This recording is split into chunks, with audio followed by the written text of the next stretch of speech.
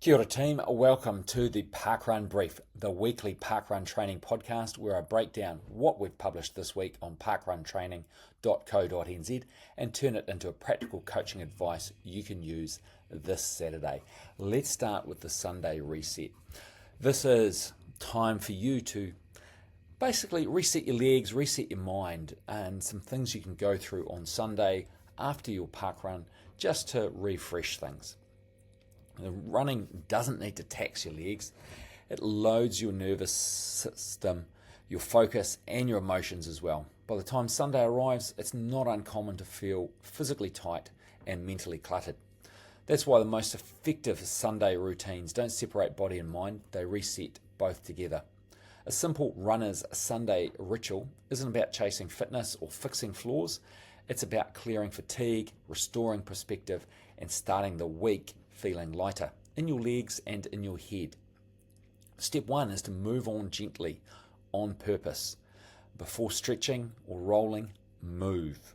A short low pressure walk or a shuffle jog is often the fastest way to loosen tired legs.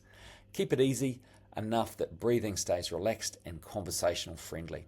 A lot of runners will do a long run on this day, but if you don't, then a short jog or walk will suffice. If running doesn't feel right, walking is more than enough. Why it works: gentle movement increases your circulation, helps flush out stiffness without added training stress. Step 2, release, don't punish. Foam rolling and massage are tools, not tests of how tough you are. Spend 5 to 8 minutes lightly releasing your calves, your quads, your glutes, your hips. Move slowly. If something feels tight, pause. Breathe through it rather than forcing it. Why it works: muscle release calms the nervous system as much as it loosens tissue. Step 3, stretch what tightened, not everything. You don't need a full body flexibility session. Focus on the areas that are consistently tight after running. Your hip flexors, your hamstrings, your calves. Hold each stretch for 20 to 30 seconds, breathing out longer than you breathe in. Why it works: targeted stretching restores range of motion without overstretching fatigued muscles. Step 4, reset your breathing. Shift your focus upwards. Lie down or sit comfortably and take 2 to 3 minutes to slow your breathing. Inhale through the nose for 4 seconds, then exhale slowly for 6 seconds. Let your shoulders drop, let your jaw soften.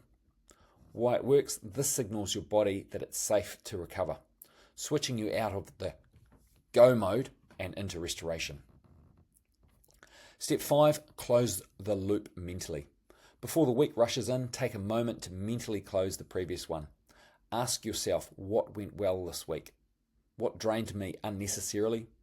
What do I want more of next week? You're not just planning sessions here, just clearing mental clutter.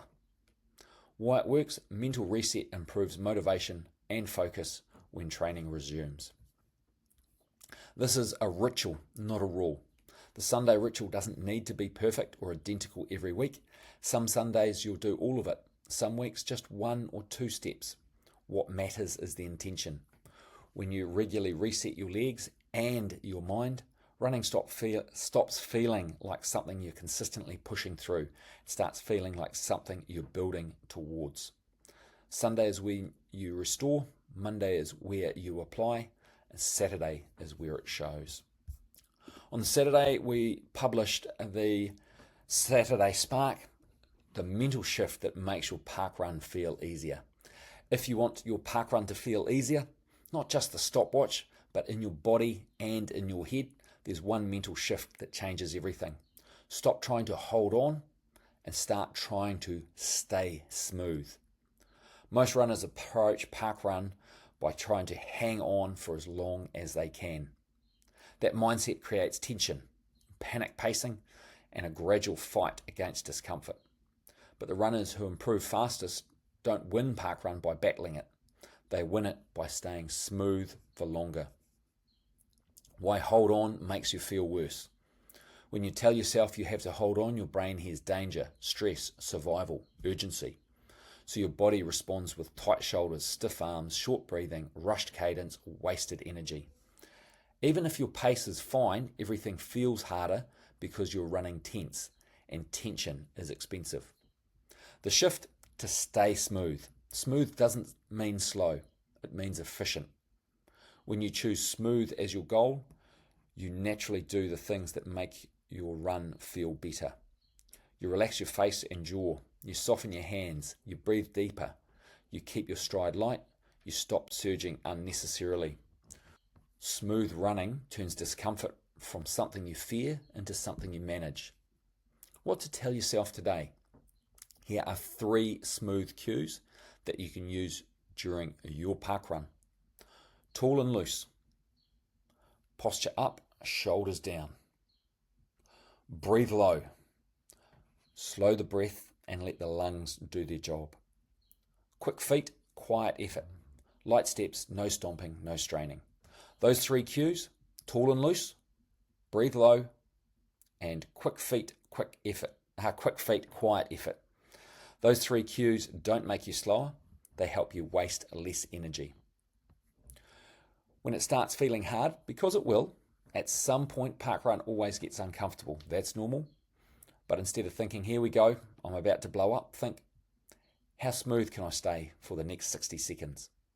You're not committing to 2 kilometres of pain, just 60 seconds of good running.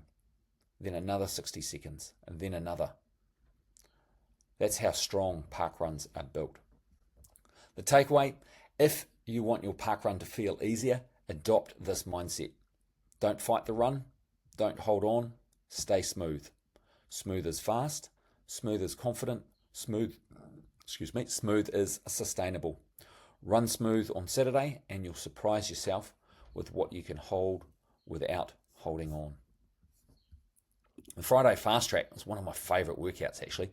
Flying Scotsman threshold pyramid. Now, fartlek, Swedish for speed play, is one of the most efficient and enjoyable ways to introduce speed variation into your running while staying grounded in endurance.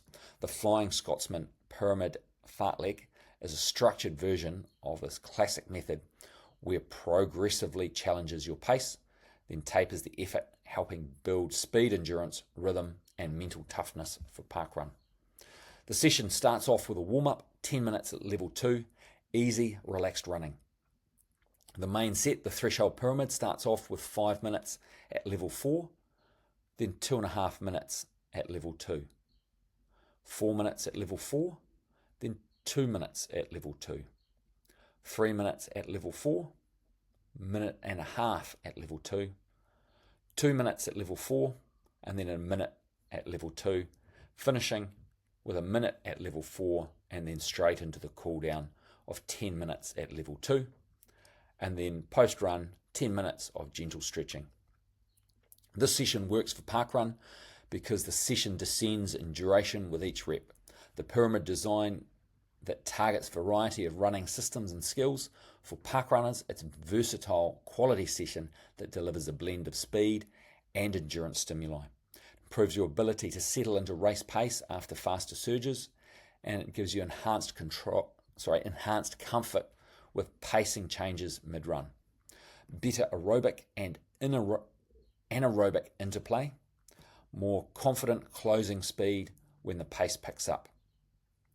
The decreasing recovery as the steps shorten helps keep the focus on maintaining quality under fatigue, much like what happens in a real parkrun when the pace lifts. How it should feel. Each effort should be strong, purposeful, and controlled. Breathing will be elevated but manageable.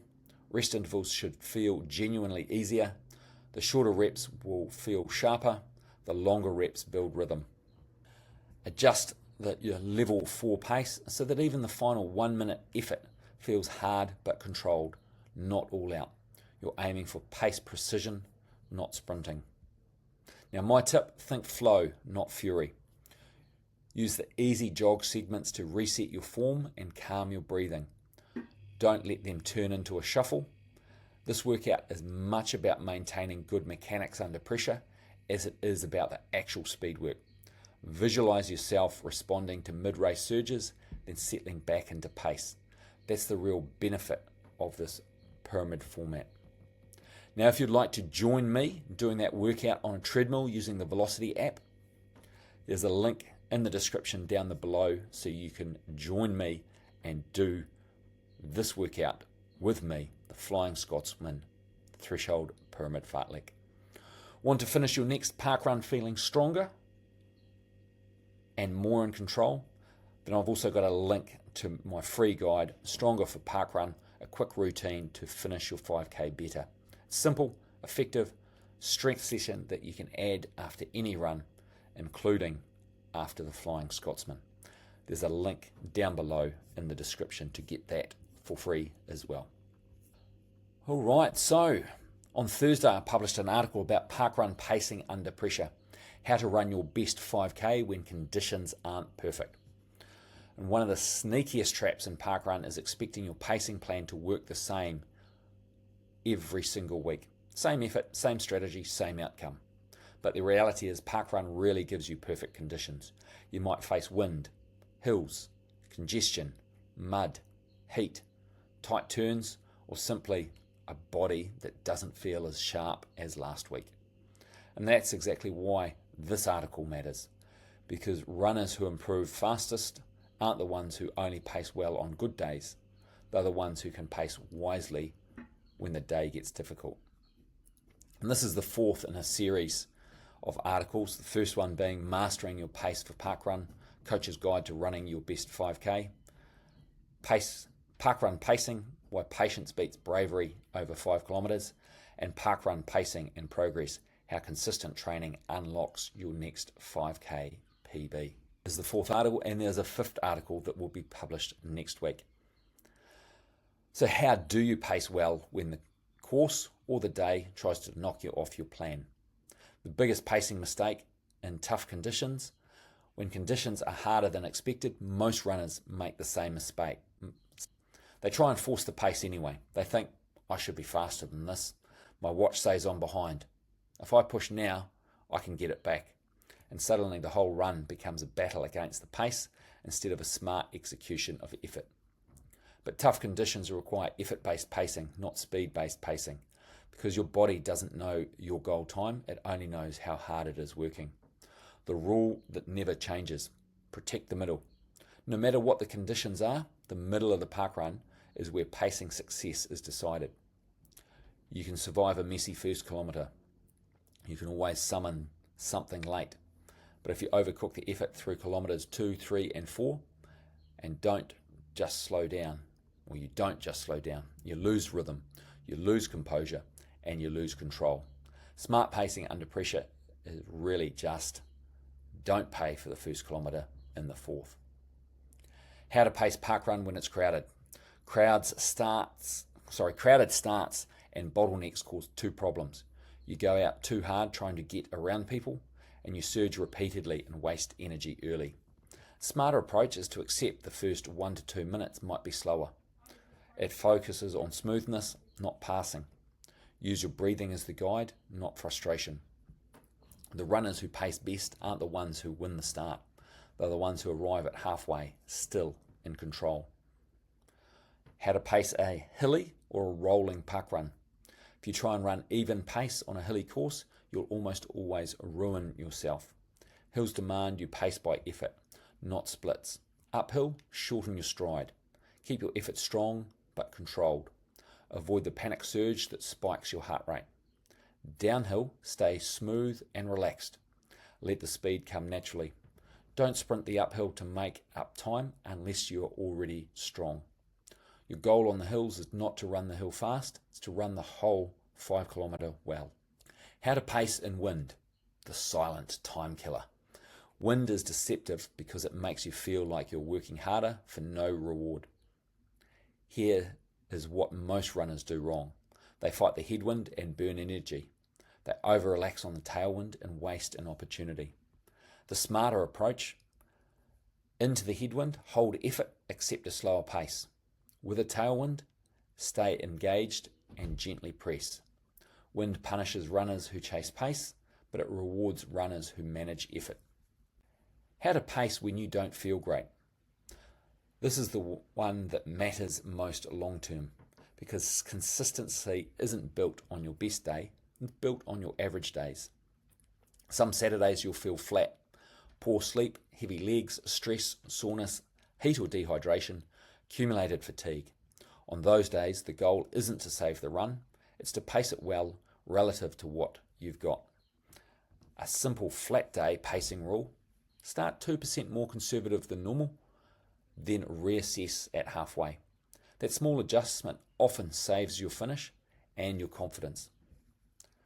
The pacing skill that separates PBs from plateaus. If you want to improve over the long term, here's the pacing skill to master. Controlled aggression. Not reckless, not timid, controlled. It means you hold back just enough early, you stay steady when discomfort rises, you commit late without panicking mid-run, and over time this creates something incredibly valuable: repeatable performances.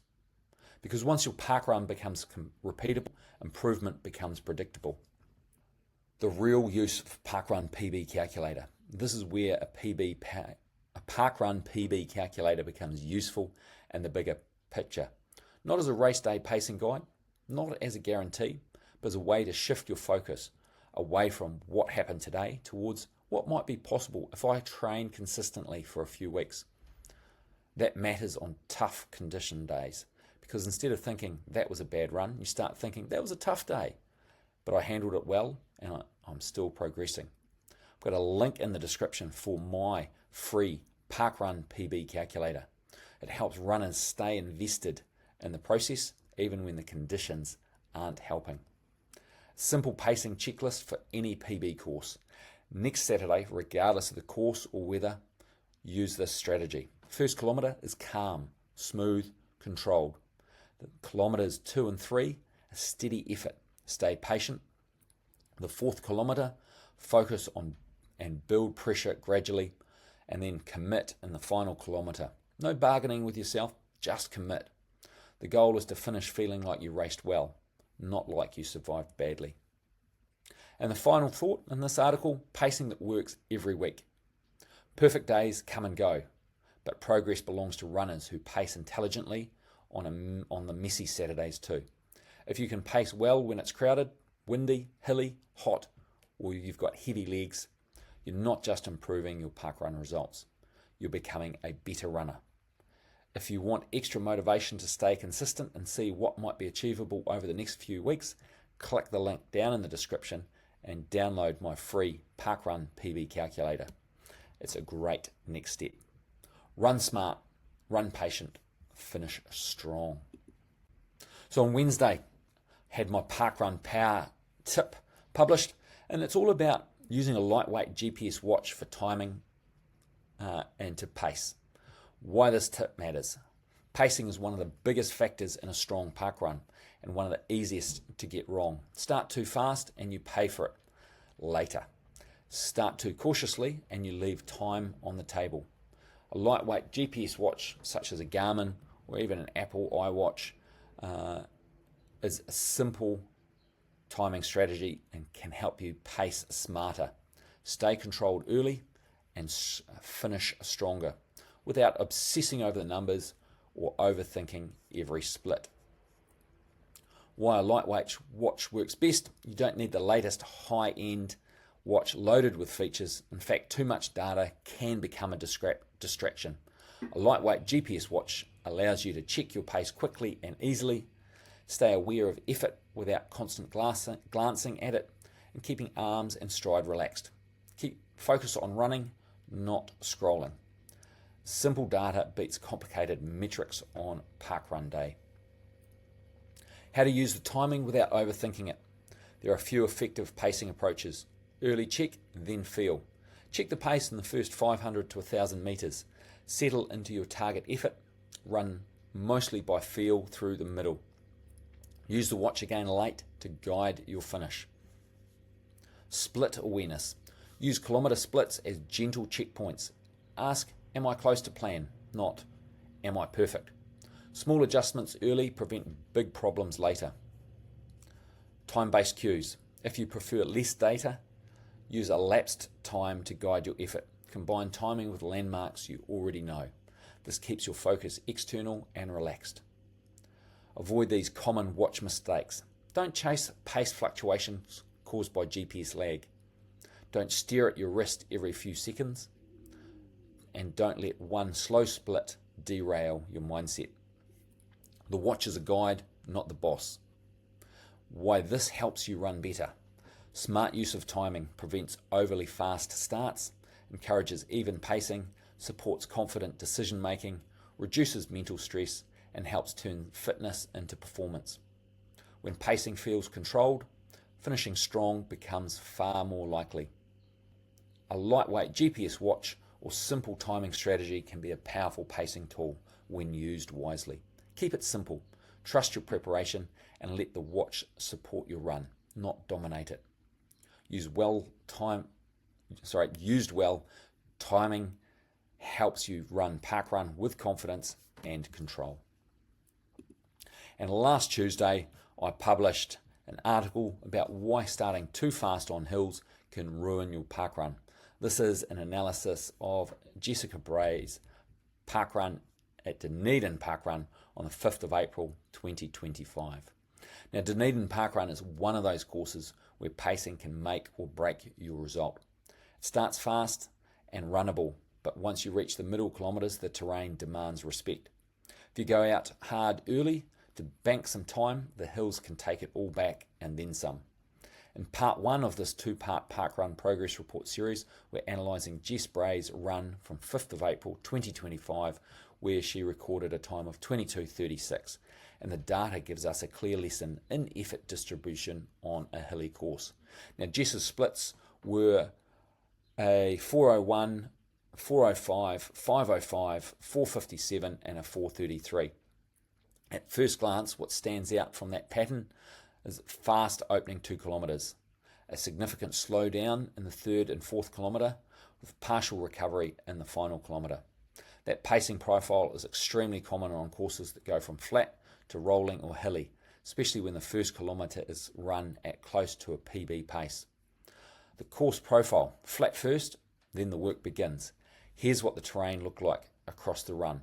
The first 2 kilometres were flat. The 3rd kilometre had a 45 metre gain and a 21 metre loss. The 4th kilometre, a 37 metre gain and a 41 metre loss. And then the 5th kilometre was a 15 metre gain and a 32 metre loss. The key detail is that the challenging work happens in the middle kilometres. 3rd and 4th kilometres include the biggest climbs and the most variation, and that's where the pace drifted. Even though there's some downhill mixed in, the net cost on the climbs still shows clearly in the splits. Pacing interpretation. PB pace early, paid for it on the hills. The story of Jess's run on this day is simple. Jess ran the opening 2 kilometres hard on the flat, 4:01 and a 4:05, then hit the climbing section and couldn't sustain the same speed once the terrain turned. This isn't a blow-up. It's smooth, predictable pacing penalty that often happens when athletes start just a touch too aggressive before the hills arrive. If you race the flat section like it's a flat course, you're usually forced into damage control once you reach the climbs. Her normalised power, strong effort through the tough section. Here's Jess's normalised power for each kilometre. 275 watts, 267 watts for the 2nd kilometre, 373 watts for the 3rd kilometre, 267 watts for the 4th kilometre, and dropping down to 240 watts for the 5th kilometre. This is one of the most telling parts of the analysis. Over the first 4 kilometres, Jess's power stayed remarkably consistent, roughly in the 267 to 275 watt range. That tells us she didn't give up when the hills arrived. She kept working hard through the hardest part of the course, and the slower splits were driven by terrain and fatigue, not a loss of intent. But then we see it drop in the 5th kilometre to 240 watts. Even though the pace improves to 4:33, the power drops significantly, a classic sign that the speed is being assisted by the terrain through the more favourable gradients on the downhill, while Jess is not longer able to produce the same output as earlier. Her heart rate trends show the early intensity, then managing the cost. Jess's average heart rate and max heart rates each kilometre.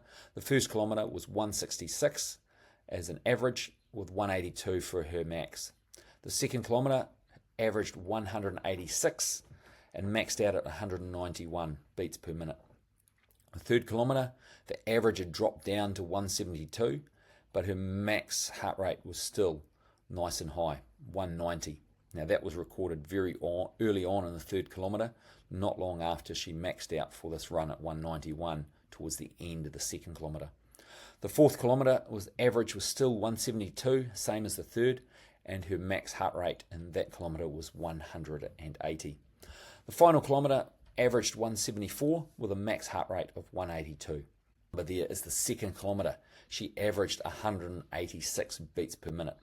That's extremely high for an average value, and while there's always a chance of sensor issues, it aligns with her pacing story. She had the strong start, a hard push through the flat section, and then a big cost once the climbing arrived. In other words, even if Jess felt comfortable at the 401 to 405 pace early, her physiology may have already been near the limit. A key lesson: Dunedin Parkrun rewards restraint. This run is a perfect reminder of something every hilly course parkrunner needs to learn. You can't bank time early on a course that gets harder later. The time you gain in those first kilometres is often less than the time you lose when you hit the climbs with fatigue already building. The smarter approach for this course is typically slightly calmer opening 2 kilometres, often 5 to 10 seconds slower per kilometre. Maintain your rhythm and power through the climbing section, and save enough to push the final kilometre with intent. This doesn't require more fitness, it requires better distribution of the effort. Why this matters for part 2. This is part 1 of a 2-part Dunedin Parkrun series. The reason it's so valuable is that Jess is capable of a faster run here. And when we compare this performance to her course PB next week, we'll be able to highlight exactly what changed. Pacing decisions, power distribution, effort timing, and how to handle the hills more efficiently. That's where the big learning and time gains will come from. If you want help improving your own parkrun, if you want to run smarter, pace better, and finish stronger every Saturday, I can help. Join the Parkrun Kickstart. It's a 4-week plan designed to build pacing confidence, consistency, and a stronger 5K execution. I have a link in the description where you can join up. Thank you for joining us on this week's podcast. Look forward to part 2 of Jess's Dunedin Parkrun analysis, and also part 5 on my series on pacing for parkruns coming up next week.